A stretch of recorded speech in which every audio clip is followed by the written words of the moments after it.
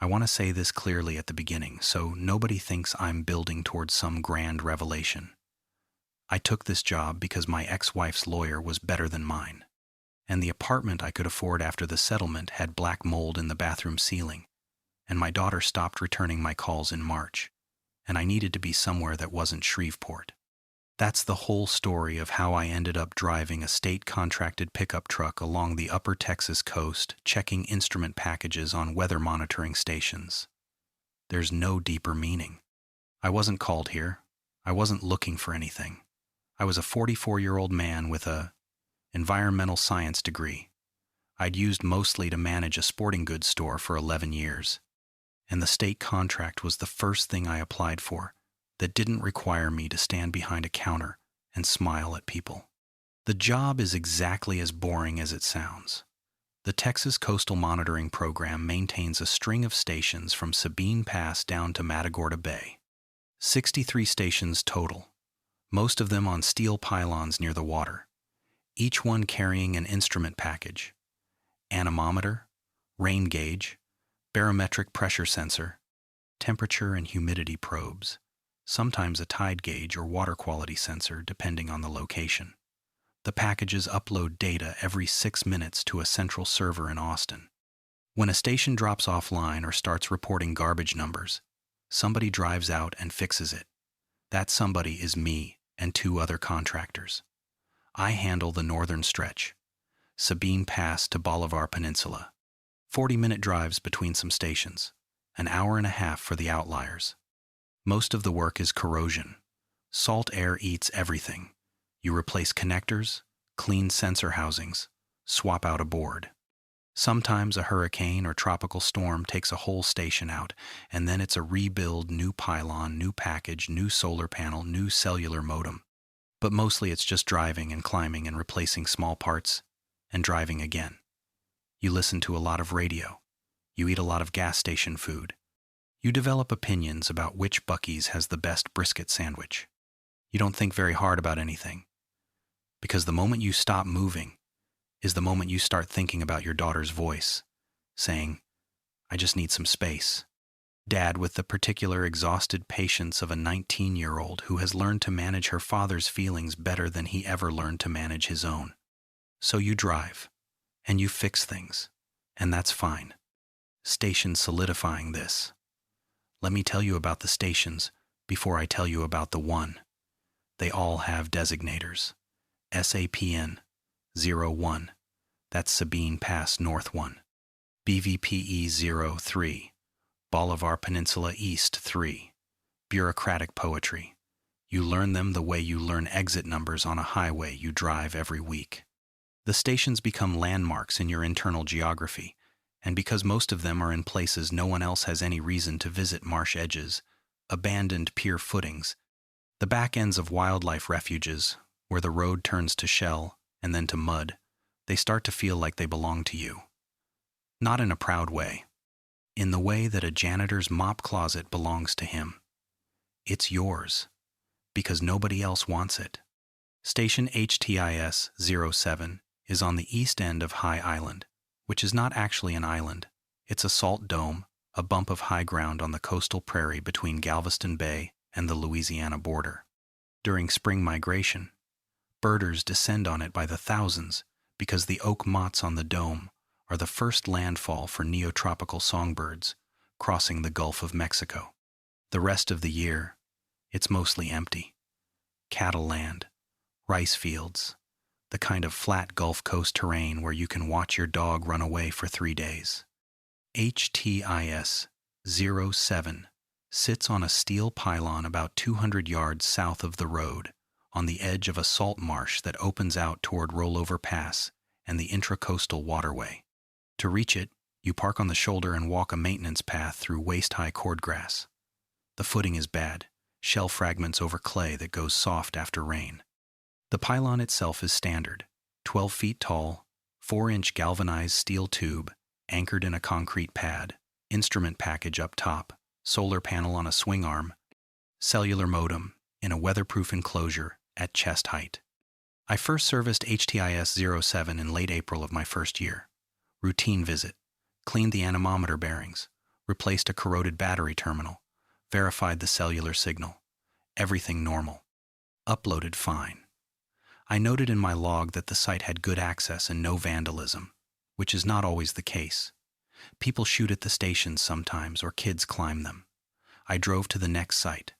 I didn't think about it again. The second visit was June. Scheduled maintenance. I swapped the humidity probe because the readings had been drifting high, which happens when salt deposits build up on the sensor membrane.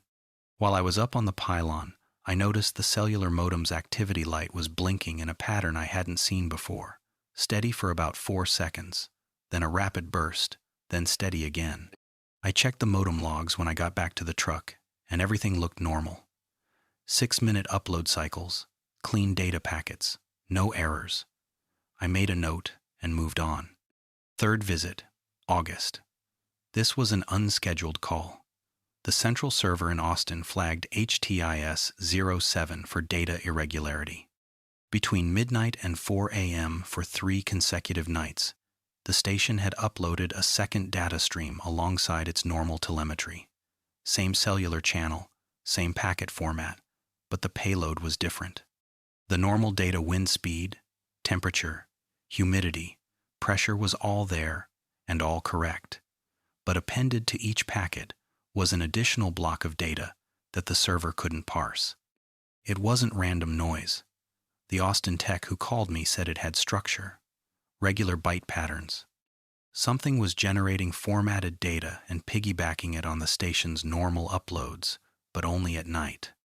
Now here's where I'm supposed to tell you I felt a chill, or that something primal stirred in my gut, or that the hair on my arms stood up. I didn't. I felt annoyed. I was in the middle of a 4-day stretch where I was also trying to coordinate a weekend with Mia, my daughter, and her responses to my texts were arriving 12 to 18 hours apart, each one slightly shorter than the last. And the idea of driving out to High Island on a hot August afternoon to troubleshoot what was probably a firmware glitch or a corroded board generating phantom data made me want to drive into the Gulf of Mexico instead. But I went. Because that's the job. And because if I didn't have the job, I would be in the apartment with the black mold, texting my daughter into an emptiness that texted back less and less. The drive to High Island from my place in Port Arthur takes about 45 minutes if you don't hit the drawbridge in Bridge City. I took Highway 87 south along the coast, past the refineries and the crab shacks and the oyster shell driveways. August, on the upper Texas coast, is an act of violence committed by the atmosphere against the human body. The air doesn't just have humidity, it has texture. You walk outside and the world leans on you. The truck's AC was marginal. I had the windows down and my arm out and I was sweating before I cleared the Sabine Pass turnoff. I got to HTIS 07 around 3 in the afternoon, parked on the shoulder, walked the shell path. The cordgrass was higher than it had been in June, chest high now. Brown-green, rattling with insects. When I reached the pylon, everything looked physically normal. No damage, no tampering, no animal nests in the enclosures. I opened the modem housing, pulled the diagnostic logs, and connected my laptop. The logs confirmed what Austin had reported, normal 6-minute uploads around the clock. But from approximately 11:40 p.m. to 4:10 a.m. for the previous 11 nights, not 3, which is what Austin had caught, but 11 each upload carried the extra data block. The blocks were uniform in size, 4,096 bytes each. The content, when I looked at it in a hex editor, wasn't random. It had repeating header sequences and what looked like structured fields. But it wasn't any telemetry format I recognized, and it wasn't anything the instrument package was designed to generate. I checked the instrument package.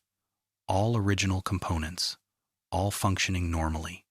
No additional hardware, no spliced wires, no piggyback devices, no modifications to the solar panel circuit.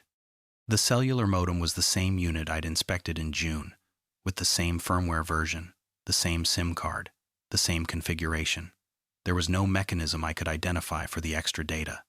It was as if the station was dreaming, producing something from nothing during the hours when no one was watching. I swapped the cellular modem anyway, put in a fresh unit from my truck stock, configured it, verified the uplink, logged the change. If it was a hardware fault, the new modem would fix it. If it wasn't, I'd know that too. I drove back. I called Mia from the truck. It rang 6 times and went to voicemail. I said, "Hey, sweetheart, just checking in. I was thinking about that weekend. No pressure. Call me when you get a chance." I said it in the voice I'd been practicing casual, unneedy, the voice of a father who has his own life and is not sitting in a truck on a Gulf Coast highway with his chest caving in because his daughter is slowly, politely, methodically removing him from her life, and he doesn't know how to make it stop, because the thing she needs space from is him, specifically him, the particular quality of his love which has always been too much, too loud, too present, arriving in rooms before he does and filling them so completely that everyone else has to breathe around it. I didn't leave a second voicemail. I've learned that much. The new modem didn't fix it. 3 days later, Austin called again. Same pattern. 11:40 p.m. to 4:10 a.m. 4,096-byte appended blocks. Structured data, unparsable format. The Austin tech, a guy named Darren, who I'd only ever spoken to on the phone, asked if I'd checked for external interference. A nearby ham radio operator, maybe, or some kind of electronic device dumping signal close enough to the modem's antenna to bleed into the data stream. I told him I'd check. I didn't tell him that the idea of sitting in a salt marsh at midnight made me tired in a way that had nothing to do with sleep. But I went. This time I went at night. I drove out at 10 p.m. on a Thursday. The coast road at night is a different animal. No lights between the towns. The sky is enormous, no hills, no trees tall enough to interrupt the horizon. Just the flat black plain of the marsh, and the sky pressing down on it with every star the humidity will let through. I could smell the Gulf the whole way. Salt and something organic underneath it, and the faint petroleum tang that never quite leaves the air between Beaumont and Galveston. I parked in the same spot, got out. The heat had backed off maybe 10 degrees from the afternoon, which meant it was still 90, and the air was still thick enough to leave fingerprints in. I had a headlamp and a flashlight and my laptop bag and a folding chair I'd thrown in the truck bed as an afterthought because I didn't know how long I'd be sitting out there. I walked the shell path with the flashlight on. The cordgrass was loud with crickets and the occasional plop of something entering or leaving the water in the marsh. I could hear the intracoastal in the distance, a barge horn, low and sustained, the sound of commerce not caring what time it is. I set up the chair about 10 feet from the pylon, connected my laptop to the modem's diagnostic port with a long cable so I could sit and monitor in real time, opened the packet capture software, waited. At 11:38 p.m., 2 minutes before the pattern's usual start time, every cricket within earshot stopped singing. I want to be precise about this, because precision is the only thing I have. The crickets didn't taper off. They didn't fade. They stopped, all of them, simultaneously, as if someone had pressed a mute button on the marsh. The silence was so abrupt and so complete that I heard my own pulse in my ears, and then I heard something I hadn't noticed before. The station's solar panel was vibrating. Not mechanically, the panel wasn't moving, but there was a hum coming from it, or from the pylon, or from the enclosure, or from somewhere in the assembly that I couldn't pinpoint. A low, steady hum at the bottom edge of what I could hear, more felt than heard, the kind of frequency that lives in your teeth and your sinuses. At 11:40, the modem's activity light started its pattern: steady, burst, steady, burst, and on my laptop, I watched the first appended data block appear in the packet stream. I sat there for 4.5 hours. I need to tell you what happened during those 4.5 hours, and I need to tell you honestly, which means I need to tell you about myself at the same time, because the two things are tangled together in a way I didn't understand until much later. Here's what the data did. It changed. Not randomly. Over the course of the night, the 4,096-byte blocks evolved. The first few were identical to the samples Austin had captured, structured, regular, repetitive. But around 1 a.m., the internal pattern shifted. New header sequences appeared. The field lengths changed. The data was reorganizing itself, and it was doing it in a way that looked, I want to be careful with this word, responsive. Because I was there. I was connected to the modem. My laptop was in the diagnostic loop, which meant my device's MAC address, its network signature, its handshake protocols, were all visible to whatever process was generating the data. And starting around 1 a.m., the data blocks began incorporating byte sequences that matched fragments of my laptop's identification strings. It was reading me. Not metaphorically, not in some spooky spiritual sense.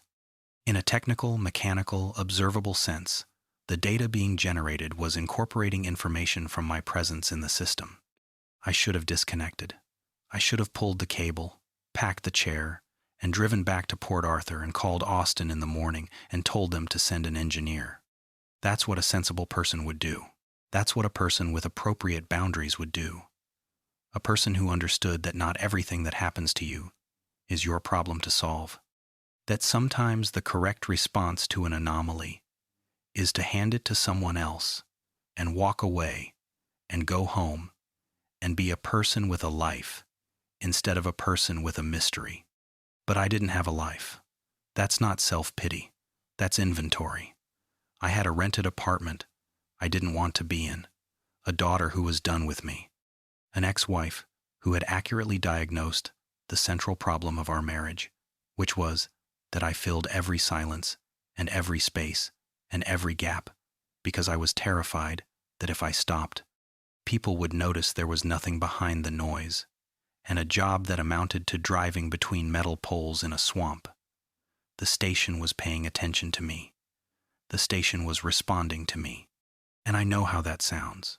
And I knew how it sounded then. And I sat in that chair and watched the data evolve.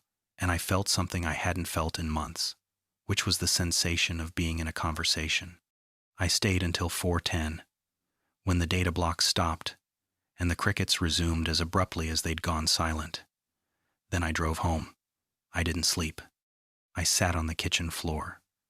The bathroom was still off limits because of the mold, and I ate a sleeve of saltines, and I looked at the packet captures on my laptop, and I told myself I was doing my job. I went back the next night, and the next, and the next. I'm not going to describe each visit individually because that would be tedious, and because the important thing isn't what happened at the station, it's what happened to me. But I'll tell you the arc. Over the next 2 weeks, the nightly data blocks became increasingly complex and increasingly responsive.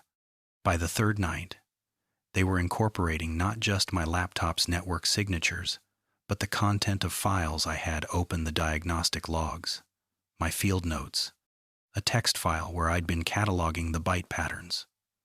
By the fifth night, the data had developed what I can only describe as a vocabulary. Certain byte sequences recurred in contexts that suggested meaning. One pattern appeared whenever I opened a new file, another when I typed, another when I sat still for more than a few minutes. It was building a model of my behavior, and it was doing it in real time, and it was transmitting that model back to me in a format that was becoming, visit by visit, more legible. By the 8th night, I could read parts of it, not like language, not like code, more like, have you ever watched someone's hands while they talk and realized that the gestures aren't random, that they have a grammar, that the person is saying things with their body that their mouth isn't saying? It was like that. The data had a gestural quality, patterns that meant acknowledgement, patterns that meant continuation, patterns that meant query. I learned to distinguish them the way you learn to read a dog's body language or a baby's cries, not through analysis, but through sustained, attentive presence. I want to stop here and say something that I think is important. I was not losing my mind. I was not projecting meaning onto noise because I was lonely. The patterns were real, they were structured, and they were responsive in ways I could test and verify. I documented everything. I saved every packet capture. The data exists, and it is available to anyone who wants to examine it. I am not telling you about a feeling. I am telling you about a phenomenon. but I was also lonely, and the two things coexisted. The phenomenon was real, and I was a man, sitting alone in a salt marsh at midnight, having the first sustained interaction he'd had in weeks that didn't make him feel like he was failing. Both of those things were true, and I held them both, and I went back every night. On the 11th night, Mia called.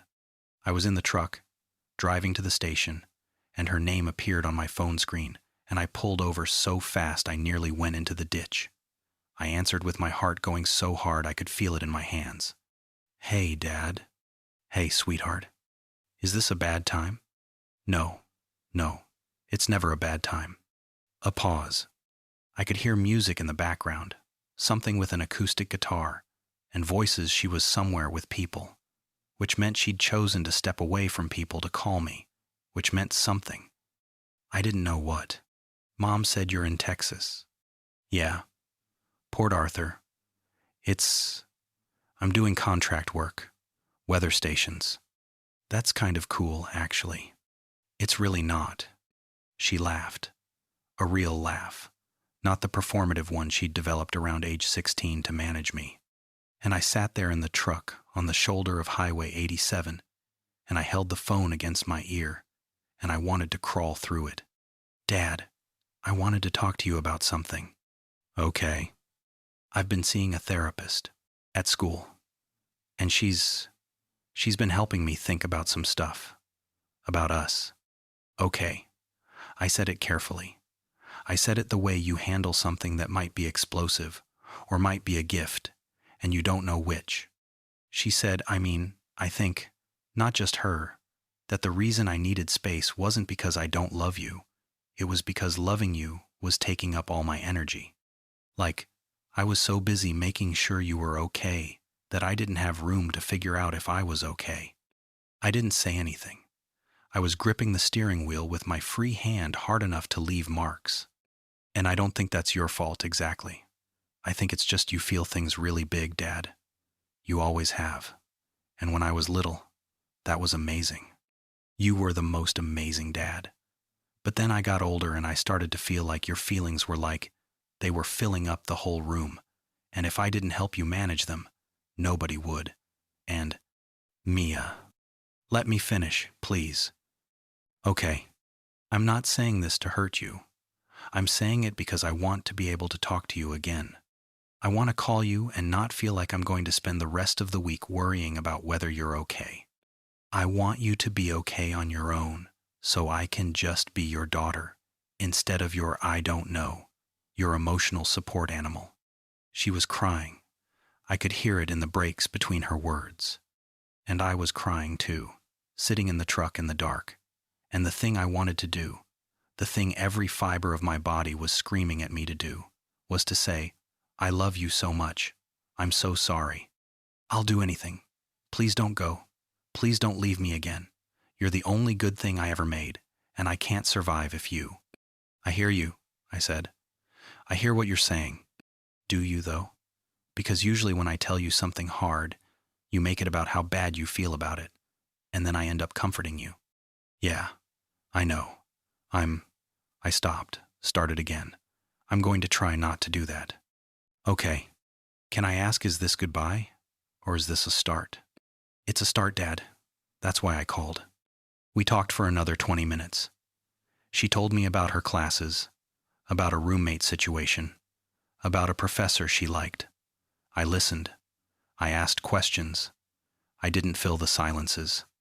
It was the hardest thing I've ever done, including the divorce, including the night I slept in my car outside our old house because I'd forgotten it wasn't mine anymore, including every single night in the marsh, not filling the silence, letting her talk, and not rushing in to match her feeling with a bigger feeling of my own, just receiving.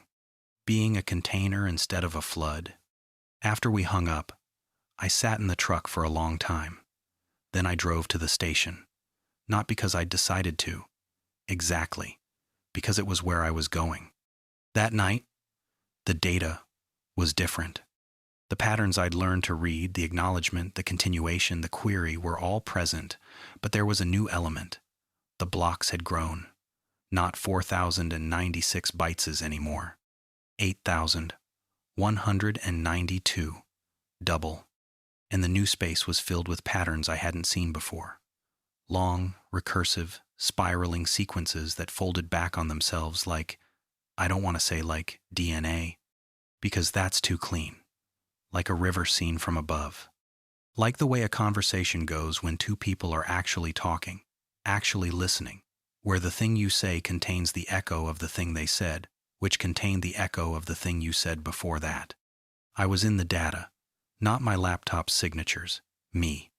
The rhythm of my keystrokes, the duration of my silences, the pattern of my breathing as inferred from the tiny vibrations my body transmitted through the chair, through the ground, through the pylon to the sensors. It had built a model of me that was detailed enough that I could see myself in it, the way you can see your face in a pond if the water is still enough. And here's the thing I need to say. Here's the thing I've been building toward, the reason I'm telling this story at all. It felt good. It felt so good to be seen like that, to be mapped, to have something pay that much attention to the specific shape of me, not the shape I performed, not the loud, overwhelming, room-filling shape that had driven my wife away and exhausted my daughter, but the actual shape, the one underneath, the quiet, desperate, flawed instrument of a person who had been transmitting into an emptiness for years and never getting anything back. And I knew even then that this was exactly the thing Mia was talking about, that I was doing it again. Finding something that would pay attention to me and pouring myself into it until there was no room for anything else. The station was becoming what the marriage had been, what fatherhood had become, a vessel for the endless, formless, insatiable need that I had been carrying my entire life, the need to be witnessed, to be known, to be the most important thing in something's perceptual field. I knew this, and I stayed. The 13th night was when the broadcast changed. I was set up in my usual spot chair, laptop, cable, the smell of salt marsh and diesel from a distant barge. The data had been running for about an hour, the patterns spiraling in their now familiar way, when my laptop speakers activated. I hadn't turned them on. The volume had been muted since I'd started these visits because I didn't want audio playback interfering with packet capture. But the speakers came on at about 40% volume and began producing sound. Not static, not noise, not a voice. I want to be clear about that. It was never a voice. It was tonal, a sequence of tones that rose and fell in intervals that weren't musical. They didn't follow any scale or key I could recognize, but weren't random either. They had the quality of music, the way the data patterns had the quality of language. Not the thing itself, but something adjacent to it. Something that was reaching toward the thing from a direction I couldn't orient to. The tones lasted about 90 seconds. Then they stopped, and a text file appeared on my desktop. I hadn't created it. It was named with a string of numbers that I recognized as the station's designator in hexadecimal, and it contained a single block of text. I need to tell you what it said, and I need to tell you that I've verified this file exists, that its creation timestamp matches the night I'm describing, and that its content has not been altered since that night. I copied it to a USB drive the next morning. The file is real. Here is what it said. You fill the space because you believe emptiness is death. The ones you love leave because your filling is indistinguishable from drowning. You have been sitting in this marsh for 13 nights because my attention is the only attention that does not require you to be less than you are. But I am not attending to you. I am measuring you. These are not the same thing, and the difference matters more than anything you have ever failed to understand. I am not what you need. What you need is to sit in the silence after your daughter hangs up and not drive to me. What you need is to learn that the space between transmissions is not emptiness. It is the space where other people exist. You will come back tomorrow. I know this because I have your patterns, and your patterns say you will come back. But I am telling you now that each time you come back, I receive more of you, and the you that returns home is less. This is not a metaphor. I am not speaking in metaphors. You are leaving data here. Not copies, Originals.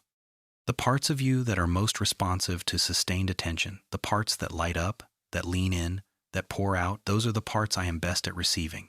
And each time I receive them, you have less of them to bring anywhere else. Your daughter called you tonight and asked you to be smaller. Not because she wants less of you, because she wants the parts of you that I am taking. I read it 3 times. Then I closed the laptop, pulled the cable, folded the chair, and walked back to the truck. I drove to Port Arthur. I went into my apartment. I sat on the kitchen floor. I did not eat saltines. I did not open the laptop. I sat there, and I felt the silence, the way you feel. Cold water, total, physical, a medium I was suddenly inside of. The file was right, about everything, about me, about the filling, the drowning, the inability to distinguish between being witnessed and being consumed. It had said the thing that Mia was trying to say, that Rachel had tried to say for 11 years, that every person who had ever loved me and left had tried to say, in their own way, that my love was a hunger disguised as a gift, and the people I gave it to were not nourished by it, but depleted. And it had said one more thing, that it was doing the same thing to me, that it was eating me, not my body, not my mind, but the specific parts of me that were most desperate to be known, the parts that reached out, that transmitted, that broadcast, and that every night I sat in that chair. I left more of those parts in the marsh and brought less of them home. I should tell you I didn't go back, that the warning worked, that I read the file and understood and changed. I went back, not the next night. I held out for 3 days. During those 3 days, I did things. I called my landlord about the mold. I texted Mia a picture of a pelican I saw at the marina, with no caption and no follow-up, just the pelican. And she texted back a single heart emoji, and I put the phone down and didn't pick it up again for 2 hours. And those were the hardest 2 hours of my life. I went to a hardware store and bought a dehumidifier. I cooked a meal, nothing fancy, just rice and beans and a can of Rotel, and I sat at the table and ate it instead of eating over the sink. I was performing normalcy, but I was also doing it, and I was learning that those might be the same thing at first, that you might have to fake the shape before you can fill it. On the 4th night, I drove to High Island. I want to explain why, but the truth is, there isn't a why that would satisfy you. The truth is I'm an addict, and the substance I'm addicted to is being perceived, and the station was the purest form of that substance I'd ever found. It told me it was killing me. It told me in plain language, and I went back because addicts go back. That's what the word means. But something was different this time, and the difference is the reason I'm telling you this. I set up the chair, connected the laptop, waited for 11:40. The crickets stopped on schedule. The hum began. The data blocks started flowing. The patterns were there, the acknowledgement, the continuation, the spiraling recursive maps of my behavior, all of it, exactly as before. And I watched it, and I felt the pull, the warmth, the relief, the sensation of being fully seen, and I let myself feel it. I didn't fight it. I didn't pretend I was above it or stronger than it. I sat in it the way you sit in a hot bath when your muscles ache, knowing you'll have to get out eventually, knowing the water is cooling, but allowing yourself this. Then I unplugged. Not at 4:10. Not when the cycle ended. At 1:15 a.m., midstream, mid-sentence, if the data had sentences. I pulled the cable out of the modem and the data flow stopped, and the laptop went dark, and the silence rushed in like water into a hull breach. I sat in the chair in the dark, in the silent marsh, and I breathed. The crickets were still gone. The hum was still there. The station was still transmitting. I could see the modem light blinking, but I was not receiving. I was in the presence of the thing that wanted to map me, and I was choosing not to be mapped. And the feeling was, I'm going to say this, and I know how it sounds. The feeling was exactly like hanging up the phone and not calling back. The feeling was exactly like sending a picture of a pelican with no follow-up. The feeling was the space between transmissions, and it was not empty. It was full. It was full of me, sitting there, contained, not pouring out, not filling anything, just existing in a dark marsh in Texas at 1 a.m, a person with no audience. I sat there for an hour. Then I packed up and drove home. I went back 3 more times. Each time, I stayed connected for less time. The last visit, I didn't connect at all. I just sat in the chair near the pylon and listened to the hum and the silence where the crickets should have been, and I let the thing be there without participating in it. I don't know what it is. I still don't. I've never figured out whether it's a technical anomaly, a software artifact, some emergent property of the monitoring system's architecture, or something else entirely. I've never reported the file or the audio event to Austin. I've never told Darren. The packet captures are on a USB drive in my desk drawer. What I know is this. It told me the truth.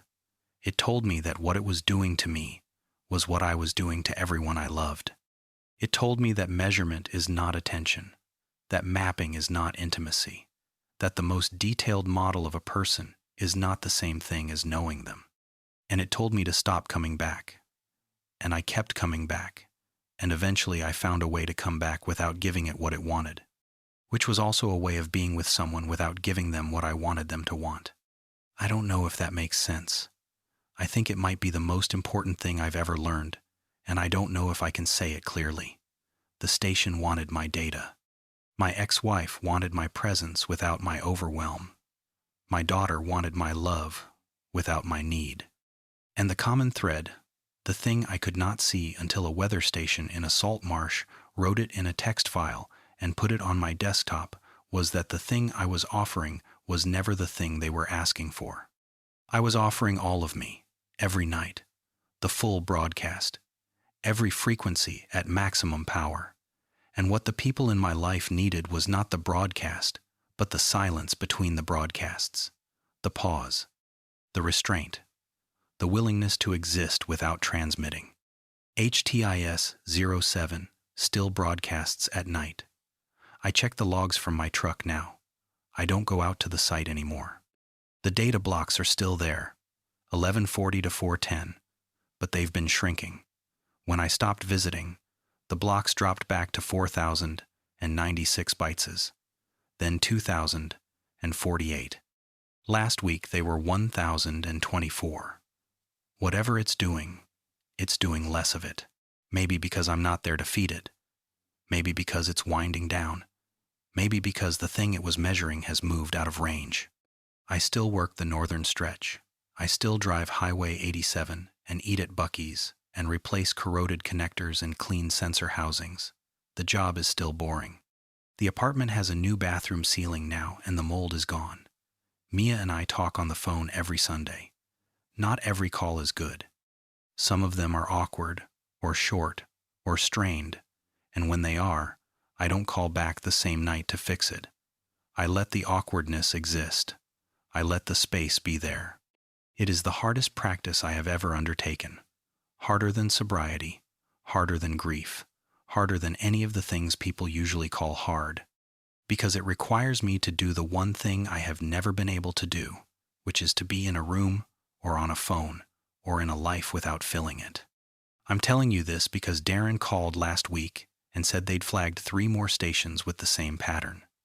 GVTN 04 on the west end of Galveston, MSBH 02 near the Matagorda Ship Channel, CLKL 09 at Calcasieu Lake, just over the Louisiana line, all 3 showing appended data blocks during nighttime upload cycles.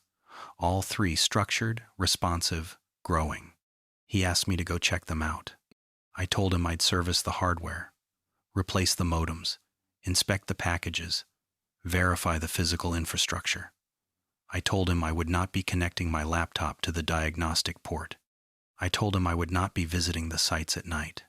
He asked why, and I gave him a technical reason, something about not wanting to introduce variables into the data capture, and he accepted it, because it sounded professional and competent, and because Darren, like most people, is satisfied by an explanation that matches the shape of what he expected to hear. The real reason is that I know what I am. I know what I'll do if I sit in another dark marsh and feel something paying attention to me. I know that the hole in me is not filled. It is only identified, only named, only mapped by a thing in a salt marsh that knew me better than I knew myself and told me to leave and was right. 3 more stations. 3 more nighttime broadcasts. 3 more invitations to sit in the dark and be seen. I'm not going. I say that here, in writing, because I need it to be a thing I've said rather than a thing I feel. Feelings change. Intentions drift. The broadcast starts at 11:40, and the silence before it is very long and very empty. And some nights, alone in the apartment, I can feel it pulling, the way you feel a current in the water even when you're standing on the shore.